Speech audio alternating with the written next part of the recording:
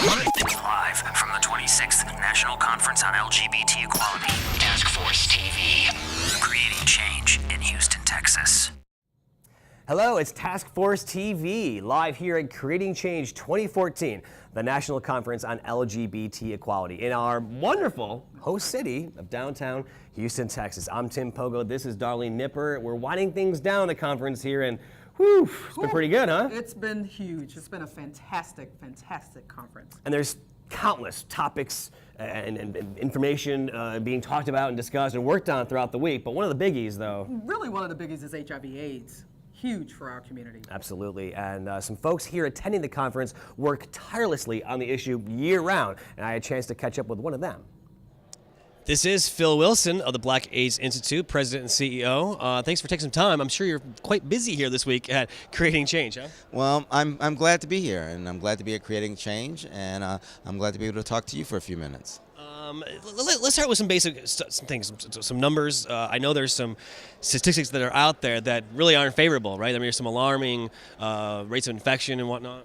Certainly, and many people believe that the AIDS epidemic is over, including people in the LGBT community. And while we've had tremendous success in a lot of areas, we are far from the end of the AIDS epidemic. We're far from an AIDS-free generation. And what's interesting, particularly since we're at Creating Change, is that the one population where we're seeing rising HIV cases are among gay and bisexual men. And quite frankly, gay and bisexual men continue to be the largest percentage of people living with HIV, new infections, and AIDS-related deaths.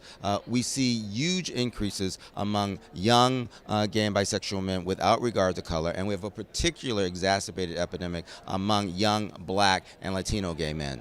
Are there any thoughts and studies or information at all as to why that's the case and what can be done?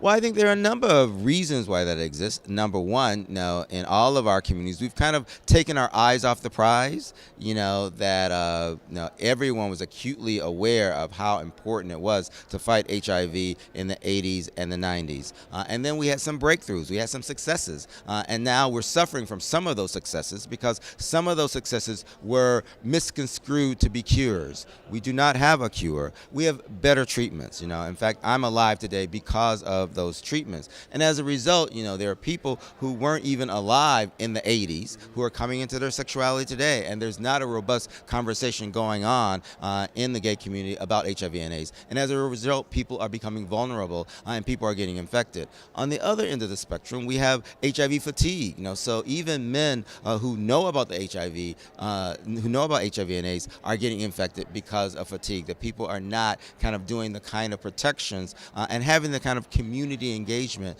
that we used to have. And let's face it, the world at large, like you said, it had the opponent pinned down on the ground. That's right. But took the foot off. That's right. That's right. I kind of compare it to the war in Iraq. When George W. Bush went on the ship and said mission accomplished. Well, the mission wasn't accomplished, and we see what happened. And we've done the same thing with HIV. We said mission accomplished, and the mission wasn't accomplished. Well, and in fact, we know how to get the job done. And in fact, in the last few years, we have a number of new tools that can help us get the job done. And that is why it's critically important for the gay and lesbian trans community to focus on HIV and AIDS, because we actually can get the job done. We can finish it. We can end the AIDS epidemic. We have new diagnostic tools. It has never been easier to know your HIV status than today, and never more important. Today, HIV to take an HIV test, they're free. They're painless. No needles, no bloods. You can get the result back in less than an hour. You can even do it in the privacy of your own home. And you get information that might save your life. What's not to love about that? Even surveillance data. We know where the hot spots are, sometimes down to the zip code or the census tract. So we know where to invest energy. We have better treatments. People think that HIV treatments are 20 pills a day, 10 pills a day, 15 pills a day, in the morning, in the noon, in the evening. It's simple. Today you can have treatments that could be as simple as 1 pill a day. People are worried about side effects. Today, there are treatments that have virtually no side effects. Now, so 1 pill a day, no side effects, and people are living longer. Now we also know that treatment is prevention.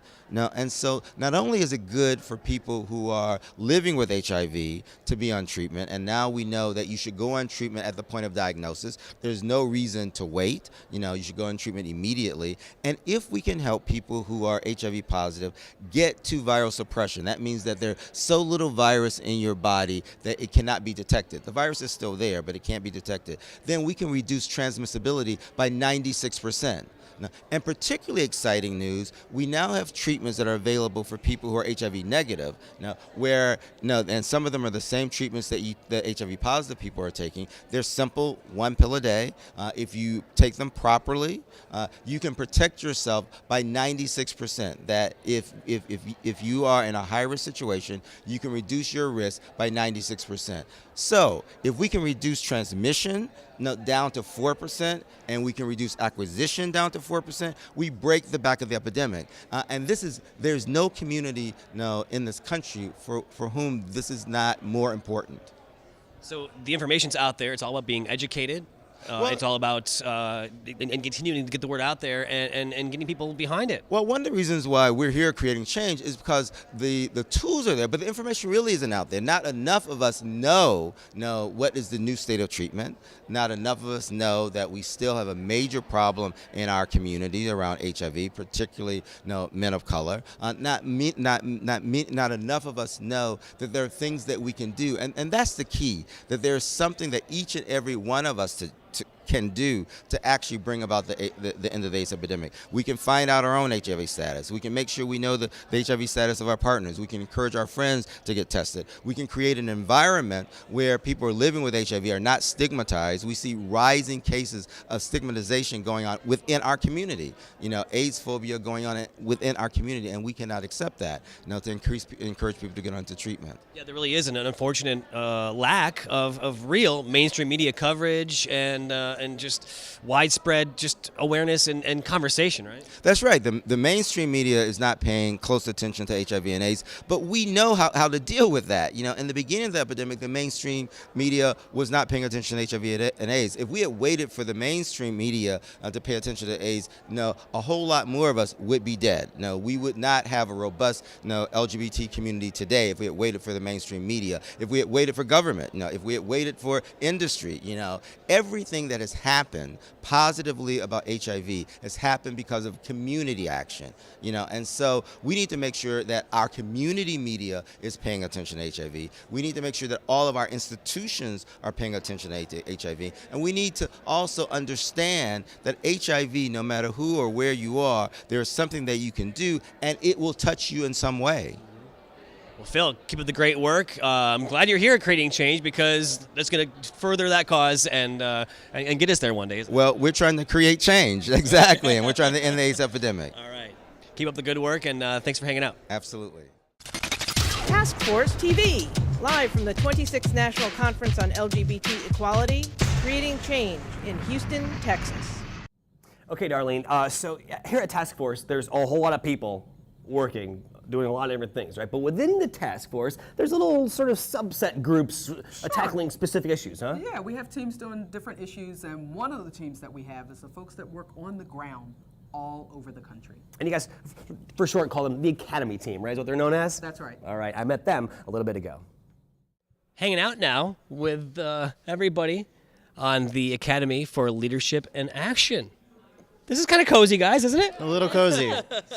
It's like we're cuddling. It'd be cozier if we had Barbara and Daniel with us. But yeah, it's cozy. We need the wide angle for the whole room, but it's okay. It's okay.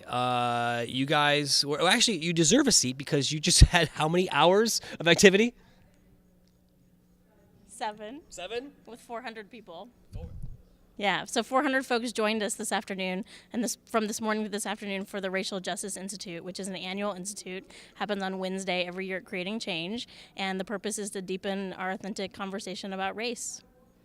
You guys cover a lot of territory, right? I mean, leadership and action, that really entails just about anything. It does. It does. We try and keep it fairly focused and strategic, but really, when you think about developing the leadership across the LGBT movement, that's really where we see ourselves in campaign, also across the movement in different sectors, and also just focusing on people's capacity to do racial justice work broadly. And you guys are the ones that are really out there, getting your hands dirty, reaching out, and in the field doing your work, correct? Yeah, right now we have organizers in Oregon. Tristan's been spending most of his time since last June in Oregon working on the Oregon United for Marriage campaign. Kathleen Evangeline and Costin have been in Ohio working with our friends Equality Ohio and Trans Ohio to pass a statewide non-discrimination ordinance. So we're either on a Southwest Airlines plane, we're in a community working to pass a pro-LGBT measure or stop an anti-LGBT measure. You rarely find us at a desk in an office. So that fluctuates then, right? You're really at where the work needs to be done, right? Yeah, I mean, you would think that it fluctuates, but I could definitely promise you that we are busy and in states year-round. And a lot of times people think that campaigns just happen in November, or maybe in their locality they just happen in spring. But the work that we do to really build up to the campaigns and build the leadership and build the grassroots support for it happens year-round. Sometimes even when the campaigns are just an idea in somebody's mind. So what's the process? You show up, you say, okay, we're here. You meet with the people in various campaign offices. Are you around towns and cities drumming up activists and people to help out? Or what does it actually entail? Yeah, all of that. I think the one thing that I would say is we try not to just show up. Oftentimes, we really want to go into communities where we've been asked or we have prior relationships. So we'll travel the country, and lots of people tend to know us and know us for our work. And they actually call and request us to come and do a Trans Leadership Academy, to come and build support in their churches. All over the place, people are really asking for us, and that's what we really try and do. But otherwise, we do all the things you just mentioned. And we get so many phone calls that we can't say yes to everyone, which is why we developed an online university called the Online Organizing Academy. And it's a place online where folks can go and get grassroots organizing skills, whether you're learning how to lobby your legislator, do volunteer recruitment, build a big team, or raise money. We can 24/7 say yes to you through the Online Organizing Academy. Yeah, I didn't mean like butting in, like we're here, yeah, just definitely like of course, a process, of course, I guess, but still, once you are there, even though you are asked, there's a ton of work to do, huh? There absolutely is. But one of the great things is we're all really organizers and political organizers, and what that means is we build a really big team. So by no means do we feel like we're shouldering the work on our own when we go in, but we feel like we're really trying to share the work with folks and just help them do it a little bit better, and also ask more people and invite more people onto their team. And something you touch on, Sarah, it's really all about this information, getting it out there, educating people, disseminating information, things like that, right? Yeah, I mean, it's about building capacity, identifying leaders who are, working on a campaign now, but are going to end up being an executive director at a nonprofit in the LGBT movement. And so how can we support them from the moment we meet them until they take their next gig, whether it's on a campaign that lasts for 6 weeks, 6 months, or you're Mona Wong and you're now the executive director of the API Equality California organization. And behind us is some of the remnants of the sessions today, right? Are these some brainstorming things, some thoughts, or what? Yeah, this was a cool exercise. So there was open space. Folks gave ideas about things they wanted to talk about, and then something I haven't seen very often happened. One particular space was set aside for folks who didn't want to be in a space talking about the issue. And so what you're seeing this space was kind of the reflective space. So folks got to do art, they got to meditate, they got to get a towel and just hang out and put some earphones in. So very, really trying to meet people where they are and make sure that we can help move them to the next place in relationship with them. So tell us then how it all ties together, all this work you guys do in the field in these various places, in Oregon, in Ohio. How does it all sort of culminate and come together then at Creating Change? I'm going to let Sarah do that one. Well, I think, so it starts with our theory of change of how we do the work. And we borrowed it from the Grassroots Policy Project, which is waging winning campaigns, building capacity and infrastructure for the movement, and disseminating a worldview of liberation. We added creating opportunities for personal transformation. And when you think about those 4 things, that's what Creating Change is. It's the space once a year where folks can come together, both breathe a little bit. You're in a kind of a queer utopia. We have gender neutral restrooms. We have conversations about racism and being better, anti-racist white allies.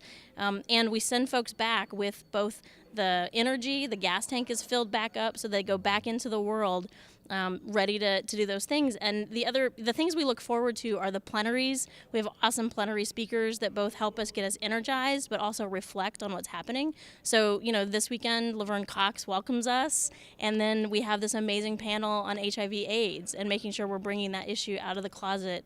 But then we have our awesome faith track called Practice Spirit, Do Justice. We have the art space. So there's really something for everyone here. And so it's remembering to take that in and realize how lucky we are and privileged to be here in this space.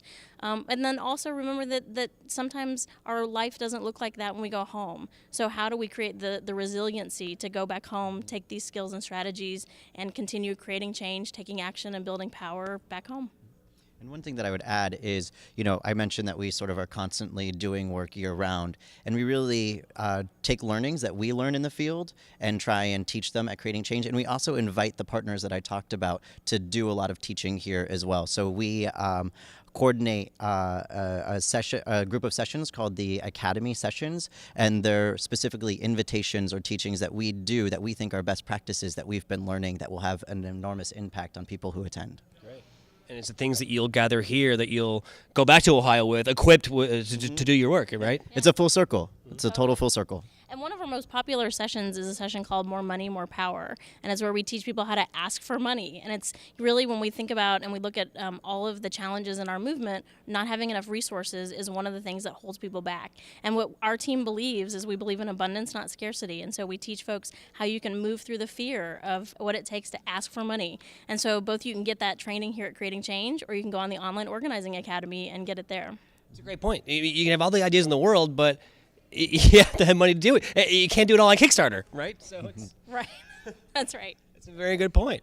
All right, let's get everybody in real quick. As we wrap it up, how about I go around the group here? I'll just say, tell us the one word or quick phrase that being here at Creating Change means to you.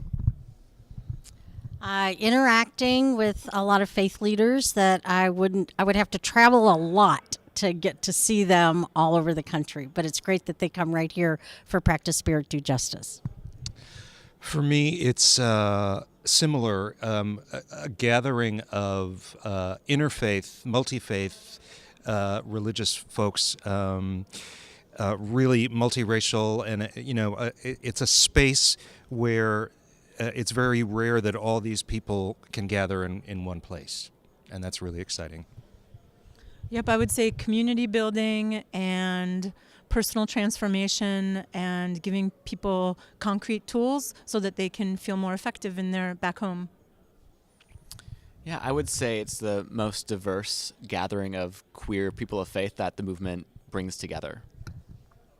For me, it's like the best kind of family reunion. So I get to meet folks younger than me and see where the movement is going. And I also get to be with, LGBT elders and hear where the movement has been and allow both to inform my work moving forward.